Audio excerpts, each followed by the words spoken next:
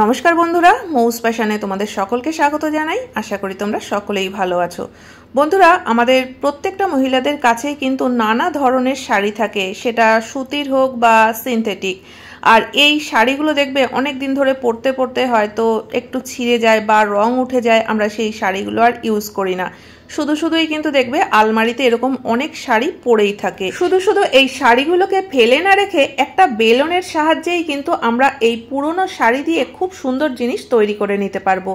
আর এর জন্য কিন্তু না আমাদের কোনো কাটাকাটি করতে হবে, না সেলাই করতে হবে, না কোনো রকম কোনো ঝঞ্ঝাট করতে হবে। একদম কিন্তু 5 মিনিটের মধ্যে খুব সুন্দর একটা জিনিস তৈরি হয়ে যাবে। অনেক সময় দেখবে বিয়েতে বা কোনো অনুষ্ঠানে যে গিফট পাওয়া হয় শাড়িগুলো, তার মধ্যে কিছু কিছু শাড়ি থাকে যে পরতে ইচ্ছে করে না বা কালারটা হয়তো পছন্দ হয় না। তো এই ধরনের শাড়িগুলো দিয়ে কিন্তু তোমরা এই সুন্দর জিনিসটা তৈরি করে নিতে পারবে। তো দেখো, এখানে আমি দুটো সিনথেটিক শাড়ি নিয়ে নিয়েছি। যদি তোমাদের কাছে সিনথেটিক শাড়ি না থাকে, জর্জেট বা সুতি যে কোনো ধরনের শাড়ি কিন্তু তোমরা ব্যবহার করতে পারবে। শাড়ি দুটোকে প্রথমেই কিন্তু পুরোটা খুলে নিতে হবে। আর এবার দেখো, শাড়ির একটা পাশ, সেটা আঁচলের দিক হোক বা কোমরের দিক হোক, একটা দিক নিয়ে এইভাবে কিন্তু কুচি দিয়ে নিতে হবে। তো পুরো জায়গাটাকে যখন কুচি দেওয়া হয়ে যাবে, একটা দড়ি দিয়ে হোক বা একটা রাবার ব্যান্ডের সাহায্যে পুরো মাথার দিকটা কিন্তু ভালোভাবে আটকে নিতে হবে।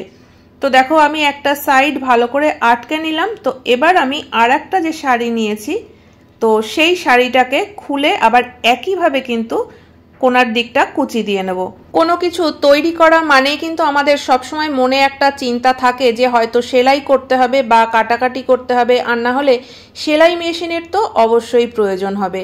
তো এখানে কিন্তু না হাতে সেলাই করতে হবে, না সেলাই মেশিন লাগবে, কোনো রকম কাটাকাটিরও ঝঞ্ঝাট নেই। সুন্দর একটা জিনিস তৈরি হয়ে যাবে। আর কোনো রকম ঝামেলা ছাড়াই এত সুন্দর জিনিস যে এইভাবেও তৈরি করা যায়, এটা কিন্তু দেখলে তোমরা একদম অবাক হয়ে যাবে।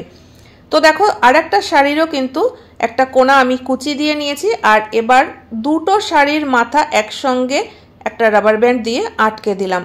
তো বন্ধুরা, এবার যে কাজটা করতে হবে, দেখো পুরো শাড়িটাকেই কিন্তু আমাদের এইভাবে দড়ির মতো পাকাতে হবে। তো এটা যদি আমরা একা হাতে করতে যাই তাহলে কিন্তু কখনোই হবে না, বারবার খুলে যাবে। তো সেই কারণে কারোর একটা হেল্প অবশ্যই নেওয়ার প্রয়োজন। ঘরে যদি কেউ থাকে তার সাহায্যেও তোমরা এই কাজটা করতে পারো। আর ঘরে যদি কেউ না থাকে হেল্প করার মতো, তোমাদের একা হাতে করতে হয়, তাহলে কিন্তু দুটো শাড়ির যে মাথায় গিট দিয়েছি সেখানে একটা বেলন আটকে নিতে পারো। আর এবার দেখো, বেলনটাকে আমরা কিভাবে রাখবো। টেবিল আর পাশে রেখেছি চেয়ার। টেবিল চেয়ারের দুটো পায়ার মাঝখানে আমি বেলনটাকে আটকে দিলাম। তোমরা কিন্তু দুটো চেয়ার পাশাপাশি রেখে তার পায়ার পেছনেও বেলনটাকে আটকে দিতে পারো। এতে কি হবে বলো তো, কারোর কিন্তু ধরার আর প্রয়োজন পড়বে না। দেখতেই পাচ্ছ, বেলনটা কিন্তু এই দুটো পায়ার মাঝখানে আটকে গেছে।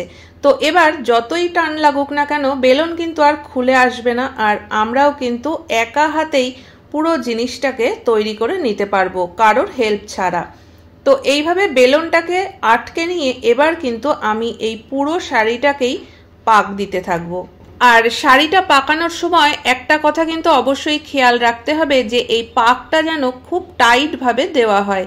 যদি একদম হালকা হালকা করে দেওয়া হয় তাহলে কিন্তু যখন জিনিসটা আমরা তৈরি করব তখন দেখবে যে খুলে খুলে আসবে। তো আমাদের এই পরিশ্রমটাই কিন্তু বৃথা হয়ে যাবে, কারণ আবার আমাদের জিনিসটাকে খুলে তৈরি করতে হবে। তাই প্রথম থেকেই কিন্তু যখনই শাড়িটাকে এরকমভাবে পাক দেবে তখন কিন্তু একদম টাইট করে পাক দিতে হবে, যাতে একদম দড়ির মতো শক্ত হয়ে যায়। তো এইভাবে করে কিন্তু পুরো শাড়িটাকেই পাকিয়ে নিতে হবে দড়ির মতো করে। আর এই পদ্ধতিতে যদি আমরা এই জিনিসটা তৈরি করে নিতে পারি তাহলে কিন্তু পুরনো যে শাড়িগুলো পরে রয়েছে সেগুলোরও সুন্দর একটা ব্যবহার করা হয়ে যাবে। তো বন্ধুরা দেখো, পুরো শাড়িটাকেই কিন্তু আমি পাকিয়ে নিয়েছি। আর একটা সাইডে তো আমি বেলন আটকে রেখেছি। আর পুরো শাড়িটা পাকিয়ে নেওয়ার পরে উল্টো দিকের যে মুখটা রয়েছে, দুটো শাড়ির মুখ কিন্তু একসঙ্গে করে দেখো আমি এখানে একটা রাবার ব্যান্ড দিয়ে আটকে দিলাম। তোমরা চাইলে কিন্তু এখানে রাবার ব্যান্ডের জায়গায় কোনো শক্ত দড়িও ইউজ করতে পারো, তবে মুখটা কিন্তু ভালোভাবে আটকাতে হবে যাতে কোনোভাবে খুলে না যায়। তো এবার দেখো, এই শাড়ির মুখটার থেকেই কিন্তু শুরু করব এইভাবে গোল গোল করে পাক দেওয়া। আর এইভাবে যতক্ষণ পুরো শাড়িটা পাক দেওয়া না হচ্ছে ততক্ষণ পর্যন্ত কিন্তু বেলনটাকে খোলা যাবে না, যেভাবে আটকানো ছিল সেইভাবেই কিন্তু আটকে রেখে দিতে হবে।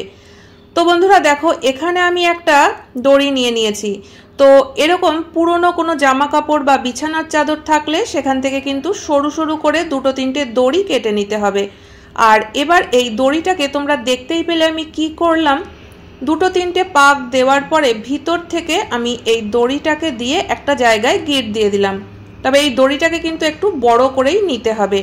তো দেখো, আবার যখন আর একটা পাক ঘুরে সামনে এলো তখন কিন্তু ওই দড়িটা দিয়েই আবার আমি এখানে একটা গিঁট দিয়ে দেব। এতে কি হবে, এই যে জিনিসটা আমরা তৈরি করছি এটা কিন্তু খুলে যাবে না।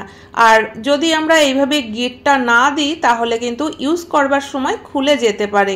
তোমরা চাইলে কিন্তু এটা সেলাই করতে পারো, তবে যদি তোমরা কোনো রকম ঝঞ্ঝাট না করে জিনিসটা তৈরি করতে চাও, সেলাই না করো, সেক্ষেত্রে কিন্তু তোমরা এরকম সরু করে 2-3টে দড়ি কেটে নিতে পারো। আর সেই দড়িটা দিয়েই কিন্তু প্রত্যেকটা পাকে একবার করে গিঁট দিতে হবে। তো দেখো, এইভাবে ঘোরাতে ঘোরাতে এখন কিন্তু শাড়ির একদম লাস্ট পজিশনে চলে এসছে।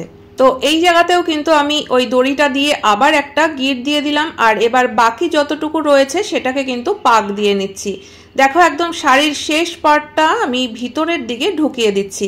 তো এবার এই জায়গাটা যাতে খুলে না যায়, তো সেই কারণে এখানে আমি আর একটা টুকরো দড়ি নিয়ে নিয়েছি।